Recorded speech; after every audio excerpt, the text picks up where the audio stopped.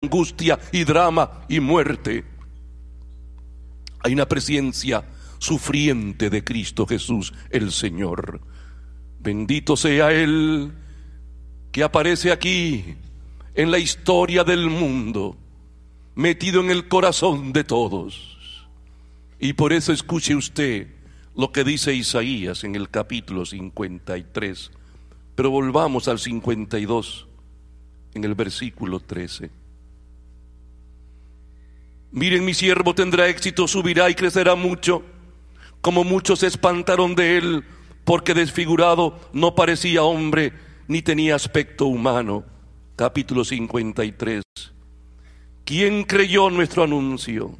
¿A quién mostró el Señor su brazo? Creció en su presencia como brote, como raíz en tierra árida. No tenía presencia ni belleza que atrajera nuestras miradas, ni aspecto que nos cautivase. Despreciado y evitado de la gente, un hombre habituado a sufrir, curtido en el dolor. Curtido en el dolor, habituado a sufrir. Nuestros campesinos en América Latina están habituados al sufrimiento, a que las plagas de ratas se coman las cosechas, a que no llueva. Cada vez más la deforestación está acabando con nuestros valles y secando nuestros ríos por la ambición sin control de algunos que lo quieren todo y siguen desforestando la América. El campesino nuestro, acostumbrado a morirse a los 40 o 50 años, muchas veces, ¿por qué? Por la desnutrición crónica, la falta de medicinas, habituado a sufrir. Dice el versículo 3, despreciado y evitado de la gente, un hombre habituado a sufrir, curtido en el dolor. Ya no se quejan, es parte de la vida. Mi abuelo fue pobre, mi padre fue pobre, yo seguiré siendo pobre. Al menos que alguien lo hipnotice y le haga encantarse de un sueño que no es tan real, el sueño americano, y un día decida irse a Estados Unidos. Solamente un 17% de los que salen llegan acá y logran conseguir un trabajito. Y ahora, con estas redadas inhumanas, muchos son rebotados y quedan los niños acá y ellos se van. Estados Unidos no es solución para nosotros, no lo es. Aún así, gracias a las remesas de la gente pobre, nuestros países centroamericanos se mantienen un poco. Y qué irónico, mientras gente con mucho dinero saca el dinero de nuestros países, la plata de nuestros países, la invierte acá, los pobres, esos héroes anónimos, mantienen nuestros países, Honduras, Salvador, Guatemala, por ejemplo. Qué irónico esto. Pero esta cultura de la muerte no puede continuar. Curtido de dolor, habituado a sufrir, nuestro hombre latinoamericano, encorvado el lomo con el machete, sigue sacando de la tierra lo que puede, que no es mucho, siendo, como digo en otras ocasiones, el continente más rico del mundo. Ahí está entonces, versículo 3, despreciado y evitado de la gente, un hombre habituado a sufrir, curtido en el dolor. Al verlo se tapaban la cara. Nos tapamos los ojos para no ver la pobreza extrema.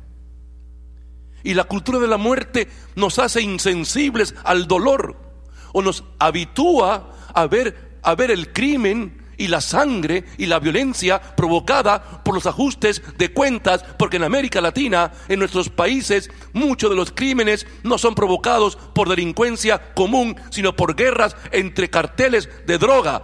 Y lo que se está dando es mucho crimen por ajuste de cuentas. Y muchos jóvenes pobrecitos, desesperados, no hay empleo, se meten a vender droga. No justifico eso, pero comprendo lo que está pasando. Y se enloquecen cuando tienen su primera platita y comienzan a enriquecerse un poquito, lo que nunca han tenido, compran su carro nuevo, una casa, y se comienzan a creer que esto es para siempre. Hay un promedio de 4 a 5 años de euforia, de riqueza, luego los matan, porque saben mucho, o hicieron una trampa, o no pagaron a tiempo. El crimen no paga, el crimen no paga. El negocio de drogas es maligno, es satánico, es maligno. Al final mueren, es un negocio en donde nadie cree en nadie. Los socios se sospechan unos a otros y cuando puedan se matan unos a otros. Esta es la forma en que Satanás está actuando hoy, y como cristianos debemos estar abiertos a esto. Mire, no todo es pecado de pensamiento y pecado de la carne, que es cierto, hay que luchar contra la tentación de la carne, hay que luchar contra los malos pensamientos, hay que luchar por decir la verdad, hay que luchar por mantenerse casto, puro, como Dios quiere, pero también hay un pecado social impresionante.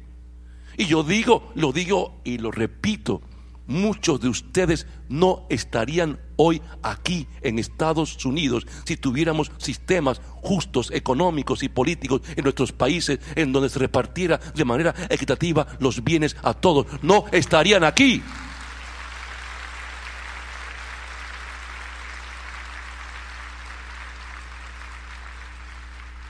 Entonces la iglesia debe ser consciente de esto y evangelizar de una manera mucho más profunda y crear conciencia de que vivimos en una cultura de la muerte. Evangelizar en el nombre de Jesús, predicando al Señor. Buscar la renovación de los corazones, porque hemos visto que las revoluciones tampoco son solución. Las revoluciones violentas lo que provocan es mucho más caos, provocan mucha más sangre, mucha más muerte, y los que suben muchas veces al poco tiempo se enriquecen y se convierten igual o en peor, se convierten en personas iguales o peores que aquellos que gobernaban antes. No son solución las revoluciones. La auténtica solución es el cambio radical de los corazones de nuestras gentes en nuestros pueblos.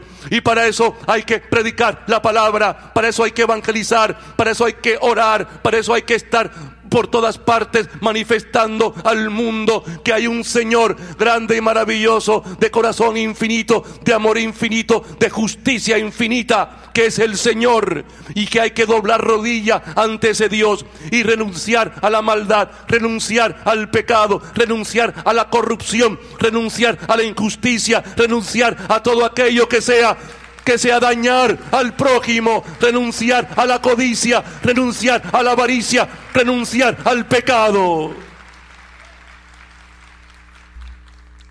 Despreciado y evitado de la gente, un hombre habituado a sufrir, curtido en el dolor.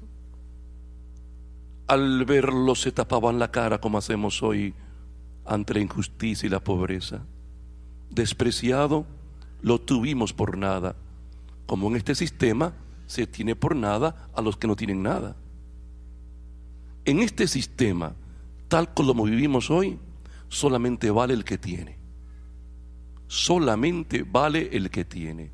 Y esto es totalmente antievangélico, porque toda persona vale por sí misma, por ser hecha a imagen y semejanza de Dios, por ser portador de Dios.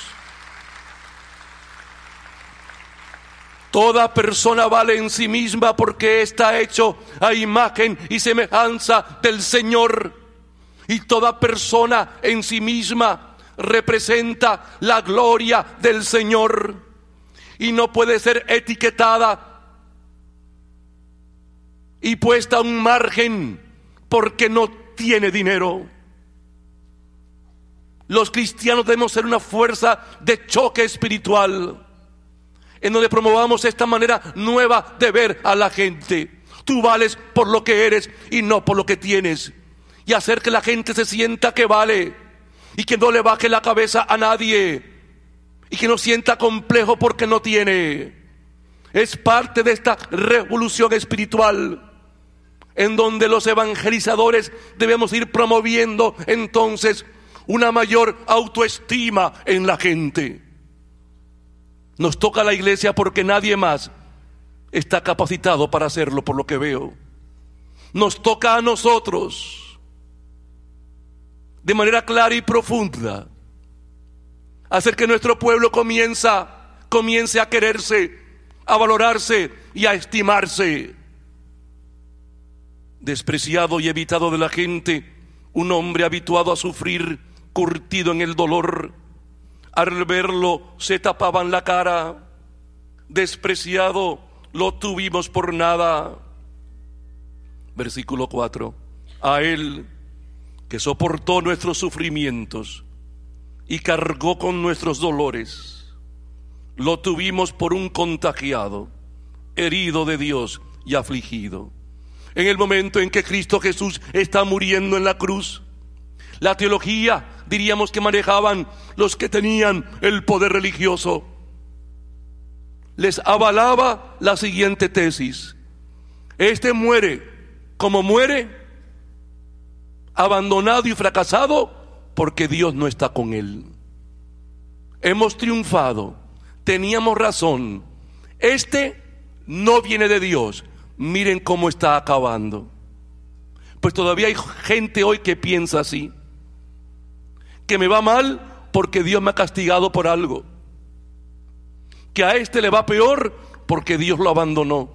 Y no es cierto, porque si fuera cierto, 3/4 partes de la humanidad han sido abandonadas por Dios, y no han sido abandonadas por Dios, han sido abandonadas por otros seres humanos que por codicia y avaricia han querido tener todo para ellos, y se llaman cristianos y no lo son.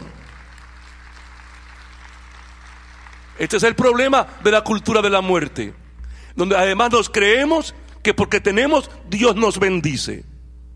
Y algunos hermanos separados mantienen esta teología de la prosperidad, que es dañina, donde también dicen lo mismo: Dios te bendice si tienes muchos bienes, y a más bienes, más aporta a la iglesia, y más Dios te bendice y te va a dar más bienes, y si los bienes se te van es porque tú pecaste. Mentira, no es cierto.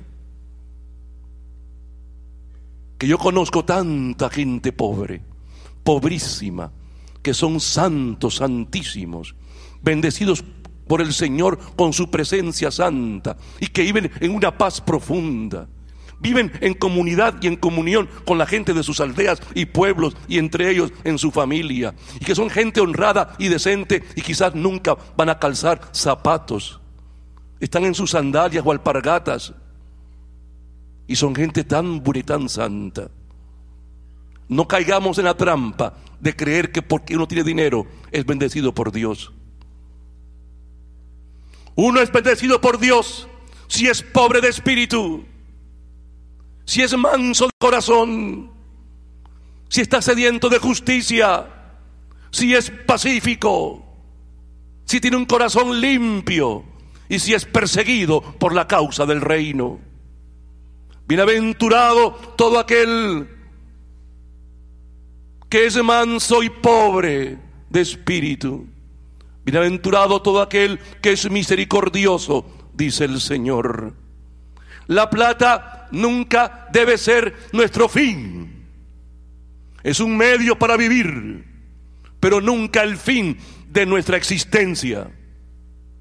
Todo se va, todo se acaba.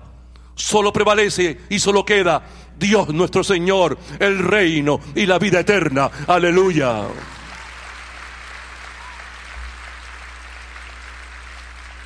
Y el Cristo Jesús, en esa forma en que estaba muriéndose, soportó nuestros sufrimientos, cargó con nuestros dolores.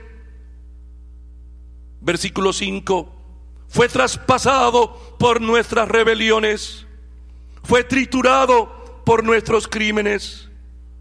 Sobre él descargó el castigo que nos sana, y con sus cicatrices nos hemos sanado. Con esa forma de vivir, esa pasión y de morir, Cristo nos salvó cargando con el peso de nuestras culpas. Y fue una muerte terrible, dolorosa, en la cruz.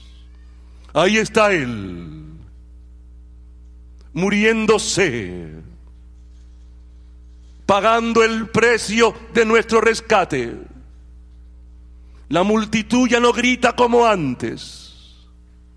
Han escuchado sus santas palabras. Pero al final, dice Marcos,